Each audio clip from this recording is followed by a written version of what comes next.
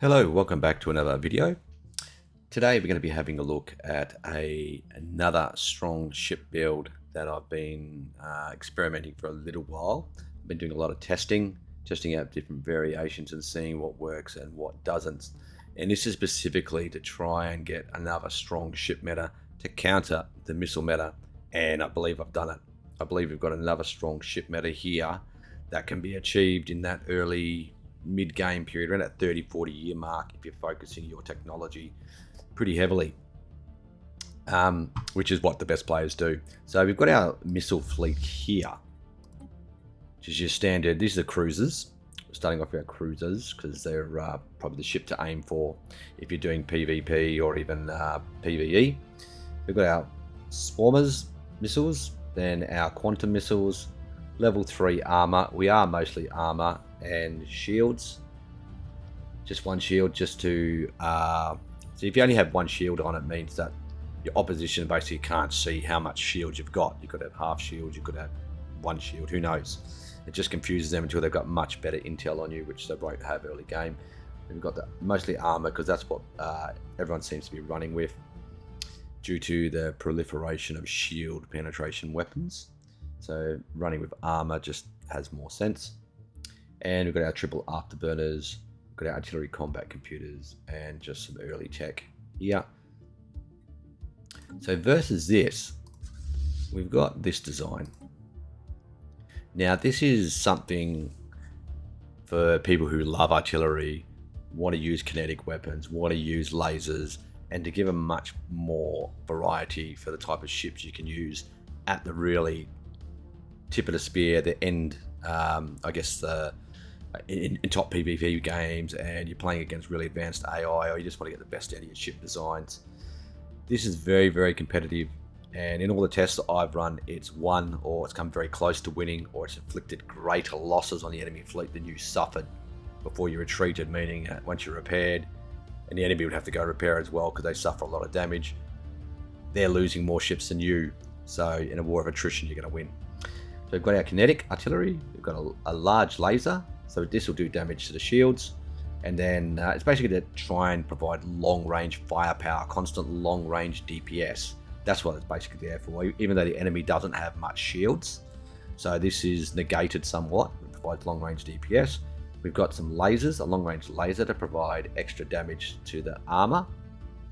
We've got a bit of medium-range kinetic there, just a little bit more damage to the shields there so we can punch through. And just some short-range lasers, so when we close to a bit closer distance, we've still got some anti-armor weapons. We are running with picket computers. I decided to use picket for the extra tracking and fire rate, and I do want to close to about medium range so I can get these weapons firing, hopefully not too close so it doesn't go under the 45 range there of the kinetic battery. So I should try and stay about medium range to use these weapons. Just a mix of early range, early game tech there, which matches the other. I think the only difference I changed was the hyper jump. I think the other fleet has one and we've got two, which won't affect the battle. We've got the same level of armor, shields, and afterburners. Now, the only caveat here is in this test, we do have equal armor and shields, and we do have, to try and get all this technology is quite hard. You'll get kinetics because you have to get tier 4 to get the kinetic battery.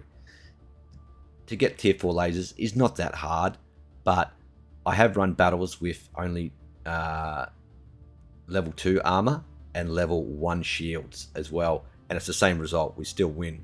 So it's neither here nor there. This will just make it probably a little bit more convincing. So, but to simulate I guess, spending more tech on armor, more tech on weapons, we would drop the armor a little bit and shields a little bit, just to take a couple of techs off there. But the result's the same regardless. I've already done lots of testing on this. So we've got our two fleets here. The leaders here is the range, level 1, and should be range level 1 as well. So there's no difference there.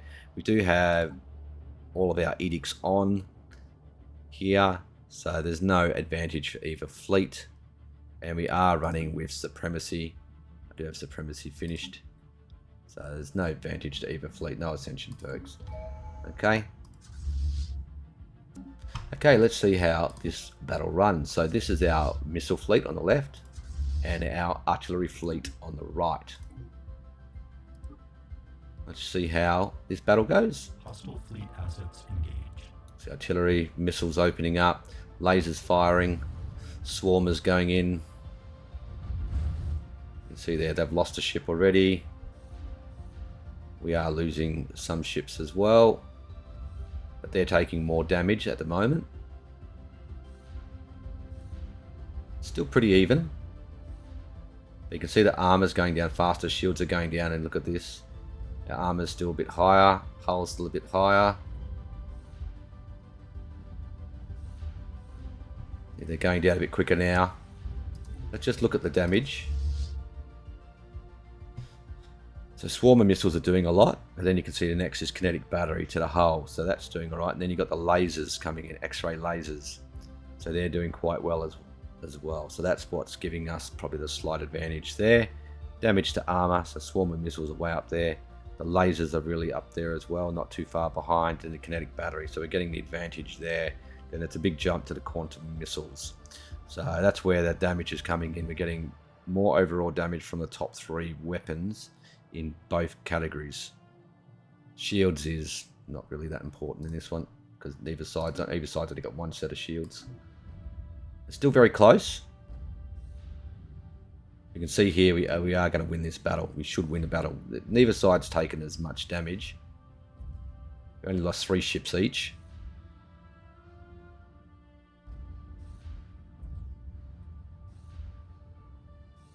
So it's a clear victory for this side. Though pretty close still. So we can see there that the missile meta can be countered with the right artillery and lasers. And artillery, you can get artillery by year 30 if you prioritize your technologies. With this design here, it may be hard to get all of this, but what I would be doing is I'd be focusing on your weapons technology. It doesn't really matter if you've only got tier 2 armor and if you still got your crappy tier 1 shields. It doesn't really matter. It's not going to make much difference to the overall battle. Even if you slightly lose the battle, you're completely countering basically the enemy's fleet. They're not going to be able to advance far. They're not going to be able to go and take on your next station because you're going to be able to repair or build more ships and counter them if that's the way you want to play with artillery and lasers and kinetic weapons. So this gives you a really good build to counter the missile cruiser. And in all the tests I've done with this build, I win them all, even with less armor and shields. The missile cruiser loses every battle. So there would have to be, I guess, the only way to counter this type of build would be to perhaps you could run more shields, but then you've got the kinetic batteries and rail guns there to counter more shields then, and you've still got the lasers to counter more armor. So I'm not sure that's going to be effective. You'd have to do a lot of testing to see if running more shields would counterbalance this type of design. But this should give a lot of hope to players who want to use the kinetic and artillery and laser weapons. So this gives you a reason to do those technologies and build these fleets, because you've seen it can beat the missile cruisers. Let's have a look how it goes with destroyers. Okay, for this battle, we've got some missile destroyers, swarmer missiles, and all quantum missiles there. Once again, mostly armor, bit of shields, double afterburners, artillery computers, and standard early tech there. On the opposing side, we've got kinetic batteries, tier 4 lasers. I have dropped down the armor and shields in this battle just to simulate the higher technology there, I guess, with the tier 4 lasers. But really, I could make them tier 3 really, because you've got the tier 4 missiles as well. And on the opposing side, you've got the quantum missiles. So, but I just did it because I wanted to test it out. Only the one afterburner, because we're not really going for a kiting strategy here. We're just going to chase them to a certain point, and we just want to open fire. with our kinetic batteries, and we want to get to medium range so our medium lasers can fire as well. So we're going to pick at computers so we get extra tracking and ship fire rate. I have tried this with a lot of combinations using auxiliary computers and different weapons using the double small slots and double afterburners, and this was about the best combination I could come up with in terms of weapons to do the most damage to the enemy fleet. Now, depends how this battle goes. It is a bit up to RNG. These battles, I've done probably about a dozen. They've all been really close. Sometimes the missiles win, sometimes the kinetic fleet wins. But the one thing I've seen consistently is the missile fleet, the missile destroyers lose a lot more ships than the artillery fleet. So even if you lose the battle, you're probably going to see that this side will probably lose 8 to 10 more ships than you do, actually destroyed. So once you retreat and repair, you come back again, you're going to have the advantage. So if you have a couple battles in a row, you're going to wear the enemy down and beat them. It's just this type of fleet actually kills the enemy ships more effectively than the missile destroyers. So even in a situation where you've got destroyer versus destroyer in a PvP or PvE game, you're going to have the advantage of being able to actually wear your opponent down battle after battle. All right, let's see how this goes. Both sides have got the ship range as well. Ship range, and I think they're running the artillery, I believe. Was it artillery computers? Yeah, it's artillery, yeah. Good. All right, let's see how that, let's get rid of all that rubbish. Let's see how this goes. It's the same with all the edicts and supremacy, that's all on. Fleet assets engaged. Lasers, artillery firing, missiles, there go. Should be some swarmers coming in. You can see they're a little bit behind at the moment. You can see they've lost a couple more ships already. They're losing more ships. You can see that, what I was talking about. They're actually taking more casualties, even though the firepower is about the same or we're a bit behind. That's just a bit RNG with tracking and stuff like that. You can see we're 6, 7, 8, 7 ships in front. Still pretty close in the battle. We might lose it, this one. Still very close. You can see the ship losses there. We've got, that's a close, that's at 7 or 6 now. It's closing up now because we've lost more ships. That's just RNG in this one. I want to fight that battle again because that's about the biggest victory I've seen for the missiles destroyers in this one. So they've won, but still pretty even in terms of ship losses. So you're going to retreat and you can fight the battle again. So they may have won the actual battle, but there's not really in terms of ship losses. It's pretty even. All right, I'm going to fight this one again. Let's see how it goes. Okay, let's see how this pans out this time. See if we get the same result again, or if it's a bit more in our favour.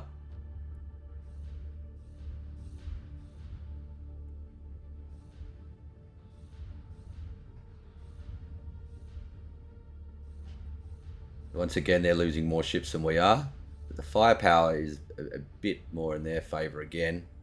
That can often be due to the opening alpha strike can from both sides. Just depends who does the most damage. Evening up a little bit. So you can see that they're only just slightly in front. See, it's evened up now. It's just RNG. It just depends. So now we're taking more losses again. We've lost more hull points. That's why. You can see there we're still holding. What's that? 7 ship advantage.